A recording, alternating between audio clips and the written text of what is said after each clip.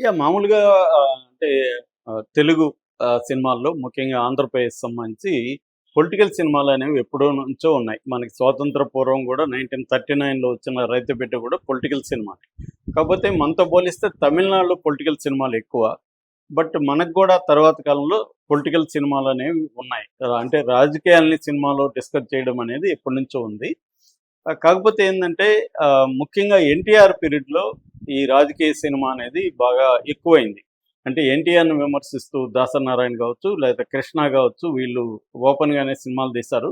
అప్పట్లో ఎన్టీఆర్ గూడా దాని మీద గట్టిగా ఏమి దాన్ని అంటే వాళ్ళని ఇబ్బందులు పెట్టాలని అట్లేం చేయలేదు.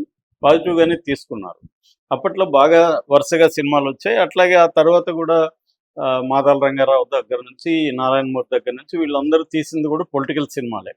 కాకపోతే ఈ అంటే పొలిటికల్ సినిమాలో 2 రకాలుగా విభజిస్తే ఒకటేమో ఎస్టాబ్లిష్‌మెంట్ అంటే ప్రభుత్వం అధికారంలో ఉన్న ప్రభుత్వాన్ని ప్రజల పాయింట్ ఆఫ్ వ్యూలో విమర్శించడం. అంటే ప్రజలకి ఈ ప్రభుత్వం వల్ల వచ్చే నష్టాలు కావచ్చు, ప్రజా వ్యతిరేక విధానాలు కావచ్చు, దాన్ని విమర్శించడం ఒక పొలిటికల్ సినిమా.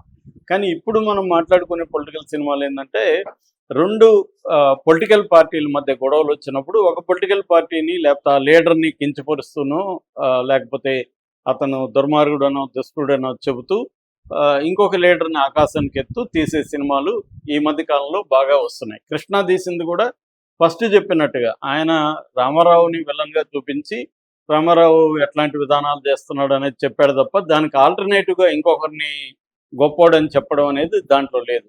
అయితే ఈ మధ్య కాలంలో ఇవి ఎక్కువ పెరిగినాయి ముఖ్యంగా.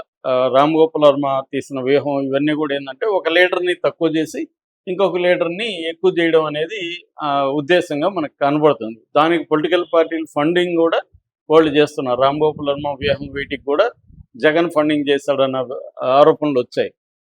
సో, అలాగా ఆహ్, సినిమా మొత్తమే పొలిటికల్‌గా తీయడం, లేదంటే సినిమాలో కొన్ని డైలాగులు పెట్టడం. అది ముఖ్యంగా తెలుగుదేశానికి సంబంధించి సినిమా యాక్టర్లు ఎక్కువగా ఉన్నారు కాబట్టి వాళ్ళు జగన్‌కి వ్యతిరేకంగా ఎక్కడ కుదిరితే అక్కడ డైలాగులు పెట్టడం, పర్సనాలిటీలకు తగిన వ్యక్తుల్ని చూసి పెట్టడం, ఇవన్నీ జరుగుతుంది. జగన్‌కి డైరెక్ట్‌గా అలాగా లేరు కాబట్టి రామ్ గోపాల్ వర్మ లాంటి వాళ్ళ మీద డిపెండ్ అయ్యి ఇటు ఆహ్, ఆహ్, చంద్రబాబుని, పవన్ కళ్యాణ్‌ని, లోకేష్‌ని టిపికల్‌గా చూపిస్తూ, వాళ్ళ క్యారికేచర్ లాగా చూపిస్తూ, వాళ్ళని ఎగతాళి చేస్తూ, ఇటుపక్క జగన్ గొప్ప వ్యక్తి అన్నట్టుగా చూపించడం. లేదా యాత్ర అయితే ఇంక డైరెక్ట్‌గా పొలిటికల్ బయోగ్రఫీనే అది.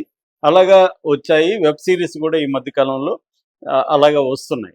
సో, మనకి హిందీలో కూడా ఈ కైండ్ ఆఫ్ పొలిటికల్ సినిమాలు కనబడతాయి. కానీ ఇక్కడికొచ్చేసరికి ఏందంటే ఇటు పవన్ కళ్యాణ్ సినిమాల్లో గానీ, బాలయ్య సినిమాల్లో ఏదో ఒక పొలిటికల్ డైలాగులు పెట్టడం అది జరుగుతుంది.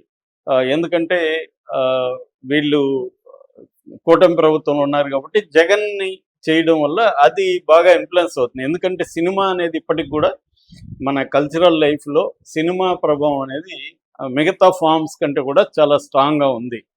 సో, అందువల్ల రెండోది సోషల్ మీడియా వచ్చినాక వీళ్ళు ఒకవేళ నిజంగా పొలిటికల్‌గా దాంట్లో ఉన్నా లేకపోయినా కూడా దాన్ని పొలిటికలే అన్నట్టుగా తీసి దాని మీద సోషల్ మీడియా పోస్టులు పెట్టడం జరుగుతుంది. ప్రతి పొలిటికల్ పార్టీ సోషల్ మీడియా వింగులు పెట్టుకున్నారు. మెయిన్ స్ట్రీమ్ మీడియా ఎలాగో ఉంది, అది కాకుండా సోషల్ మీడియా వింగు పెట్టుకొని దీన్ని ప్రచారం చేయడం అనేది జరుగుతుంది. ఈ నేపథ్యంలో లేటెస్ట్‌గా వచ్చిన 'అఖండ 2లో కూడా జగన్‌ని ఎగతాళి చేస్తూ లేకపోతే జగన్‌ని కించపరుస్తూ కొన్ని డైలాగులు ఉన్నాయి. అట్లాగే జగన్ ఫ్యాన్‌ని గుర్తుకు తెచ్చే విధంగా బాలయ్య తిప్పడం అవన్నీ కూడా ఉంది. నిజానికి ముందుగా మనం విజువల్‌గా చెప్పుకుంటే అక్కడ బాలయ్య ఒక చోట ఈ సైంటిస్ట్ అమ్మాయిని కాపాడడానికి కోసం కాపాడతాడు. కాపాడిన తర్వాత అక్కడ ఈ అమ్మాయి ఫోన్ చేస్తది పీఎం ఆఫీస్‌కి. అక్కడి నుంచి వాళ్ళు ప్రత్యేక హెలికాప్టర్ పంపిస్తారు. ఆ హెలికాప్టర్ గాల్లోకి వెళ్ళిపోతుంది.